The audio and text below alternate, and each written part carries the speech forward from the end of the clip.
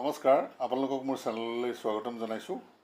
আজি মই আপোনালোকক লোকেল ৰৌ মাছৰ টেঙা জোলৰ এটা ৰেচিপি বনাই দেখাবলৈ ওলাইছোঁ। ভিডিঅ'টো শেষলৈকে চাব আৰু যদি ভাল লাগে তেন্তে ভিডিঅ'টো লাইক, কমেণ্ট আৰু শ্বেয়াৰ কৰিব আৰু মোৰ চেনেলটো ছাবস্ক্ৰাইব কৰিব আৰু কাষতে থকা বেল আইকনটো প্ৰেছ কৰিব।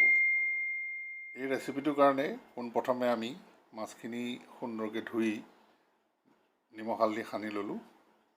তাৰপিছত বিলাহীখিনি সৰু সৰুকৈ কাটি ল'লোঁ। আলুখিনি বইল কৰি ল'লোঁ।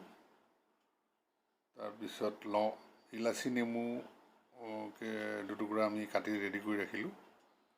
তাৰপিছত এয়া ধনিয়া পাত, তাৰপিছত এইখিনি পুষ্ট দানা মিক্সিত ভালকৈ পিচি ল'লোঁ, পুষ্ট দানা। তাৰপিছত এয়া আমাৰ পদিনাৰ পাতকেইটা ৰেডি কৰি ল'লোঁ। প্ৰথমতে মাছখিনি আমি সুন্দৰকৈ এই ধৰণে দেখুওৱা ধৰণে ভাজি ল'লোঁ। তাৰপিছতে আমি গৰম তেলখিনিত অলপ কালজিৰা দি দিলোঁ। কালজিৰাখিনি গৰম হোৱাৰ লগে লগে আমি বিলাহীখিনি কাটি থোৱা কেঁচা বিলাহীখিনি দি দিলোঁ। অলপ লৰাই অলপ হালধি গুড়া দি দিলোঁ। প্ৰয়োজন অনুসাৰে অকণমান নিমখ দিলোঁ। দি আমি এইখিনি অকণমান ফ্ৰাই কৰিম। ইয়াতে আমি সিজাই থোৱা আলুখিনি দি দিলোঁ। তাৰপিছত গৰম হোৱাৰ লগে লগে যিখিনি পুষ্ট দানা আমি ৰেডি কৰি থৈছিলোঁ সেই পুষ্ট দানাখিনিও তাতে দি দিলোঁ।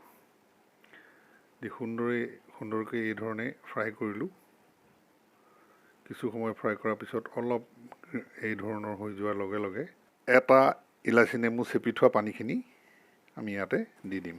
সুন্দৰকৈ উতলি অহাৰ লগে লগে আমি অকণমান চেনি দিম, প্ৰয়োজন অনুসাৰে আৰু অকণমান চেনি দিম। তাৰপিছতে এই ধৰণে উতলি থাকোঁতেই আমি মাছখিনি দি দিম। গোটেই সম্পূৰ্ণ মাছখিনি দি দিম, লগতে আলুখিনিও দি দিম আমি ইয়াত। এতিয়া আমি কিছু সময়ৰ কাৰণে জোলখন উতলিবলৈ দিম। জোলখন হৈ যোৱাৰ পিছত এটা বাতিত কাঢ়ি লৈ আমি আগতীয়াকৈ কাটি থোৱা পদিনাৰ পাত আৰু ধনিয়া পাতখিনি ওপৰত আমি দি দিলোঁ। এয়া মই দিয়া দেখুওৱাৰ ধৰণে সম্পূৰ্ণ পৰিৱেশনৰ কাৰণে ৰেডি হৈ গ'ল। গৰমৰ দিনত লোকেল মাছৰ টেঙাৰ জোল, বিশেষকৈ আফুগুটি দিয়া, নিশ্চয় ভাল পাব। ভিডিঅ'টো শেষলৈকে চোৱাৰ বাবে আপোনালোকক ধন্যবাদ জনাইছোঁ। যদি ভিডিঅ'টো ভাল পালে লাইক, কমেণ্ট আৰু শ্বেয়াৰ কৰিব আৰু মোৰ চেনেলটো ছাবস্ক্ৰাইব কৰিব। ধন্যবাদ।